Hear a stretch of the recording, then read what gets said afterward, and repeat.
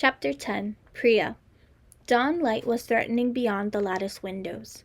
Kalida hovered as Priya dressed and hastily knotted her hair into a low bun. "Let the children keep on resting," Priya murmured to Kalida's anxious face. "They don't need to see what's coming." Kalida's eyes darted to Rook and Padma. "They'll wake when they hear the noise," Kalida replied. As if in response, there was a rhythmic thud of a dozen footsteps outside. The noise swelled, then vanished. Priya shook her head. "Don't worry about that. They wouldn't wake. All three of them had slept badly. Rook and Padma often shared a bed with her now, the two of them curled up together like kittens. Rook was still adamant that only he could care for Padma. But when Padma had woken earlier that night crying fractious as she so often was in the darkest hours, he hadn't fought too hard when Priya pressed a hand to his hair and hushed him. "I'll get her back to sleep," Priya had said, and he'd protested once, only once, then fallen into a dead slumber. There were deep shadows under his eyes. He was too young for the burden he carried. Priya had told Padma a nonsense story to soothe her, something about birds wearing boots. Padma was too young to give a shit if the story didn't make sense, surely. Priya had hoped so. When that had failed, Priya had distracted Padma by growing flowers on her palms and letting Padma examine them, her clumsy little fingers seeking the shape of petal and root. Padma had frowned seriously over them, comically studious under her mop of sleep mussed curls. Then she'd started ripping them up, stubbornly pressing what was left into pulp. "Destructive," Priya had murmured fondly, and felt an echo of Bhumika's love for her child in her own voice. The wave of grief that had crashed over Priya had kept her awake long after Padma had fallen back asleep on her lap. The Parijatipans were coming, and for all that she and Ganam had built patrols and rationed out weapons, drained the Mahal stores for anything with sharp end and anything that could be thrown, Ahiranya was not prepared for the might of an empire. They needed power only Mani Ara could give them. The thought of fire and arrows touching her people made her sick. She plucked the crown mask from the high shelf where she'd concealed it. "If any of the fighters come looking for me, tell them to go to Ganam or Kritika," said Priya, as waves of the mask's power lapped at her fingertips. "I need to go to the Hirana." While the stone of the Hirana yawned open at her bidding, Priya put on the mask.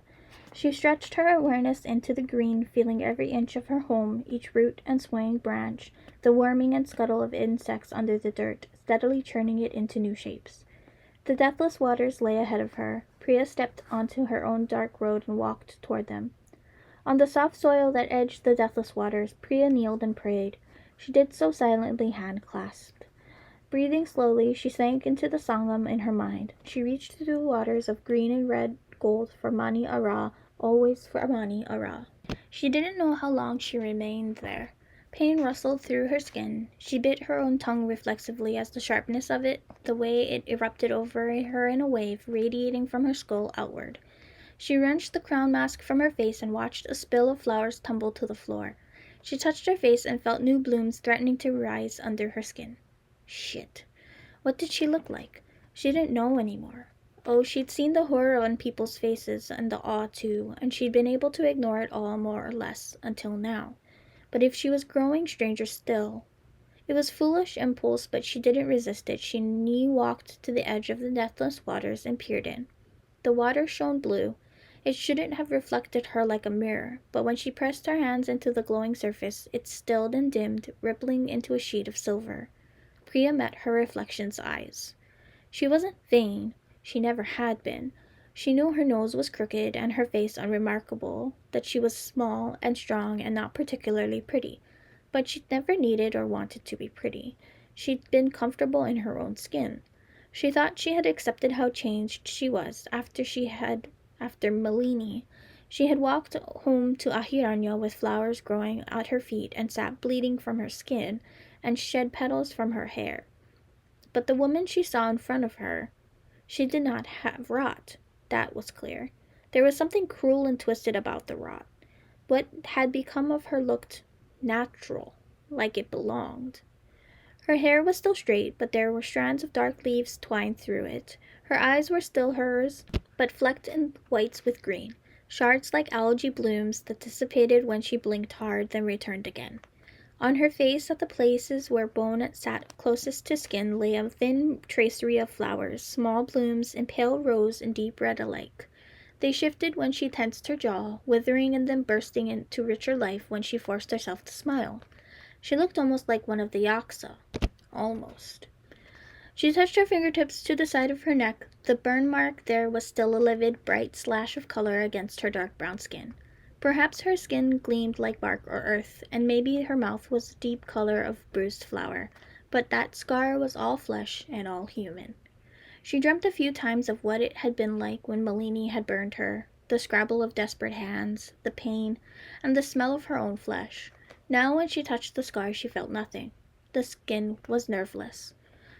Her reflection blinked away marigold petals, golden tears, but Priya's own eyes were dry. She touched a finger to her cheek and felt nothing. Sapling, her reflection mouthed. Priya took a deep breath and put the crown mask of sacred wood on her face, blotting her skin out once more. Yaksa, she said in return.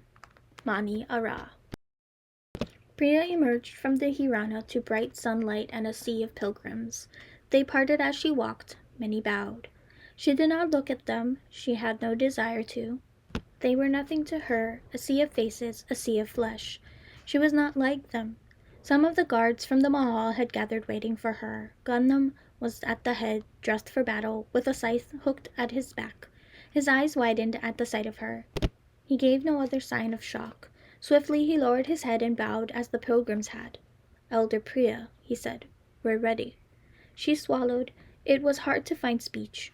"I will fight from here," Priya said. Her voice was a rasp. He nodded in understanding. Her weapon was her power, not a blade, but what lay inside her. "We're relying on you, High Elder." Yes, she acknowledged.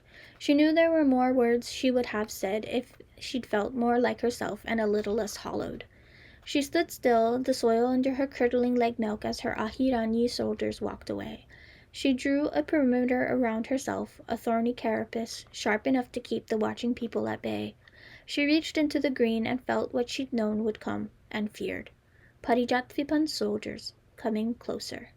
And among them, something tugged beneath Priya's breastbone, a phantom ache, a loss. Abruptly she was herself again, not hollow but overfull, heart pounding and lungs aching, fear and anger crawling up her spine. She was the ugly human creature that loved Malini and had to stand against her forever and always. She knew who was coming. She knew who stood achingly close to Ahiranya's soil and who had come to kill her and all she cared for. Malini, she thought, and felt herself reach through the green and earth, an awful yearning and horror grasping her inside her. Malini, you're here.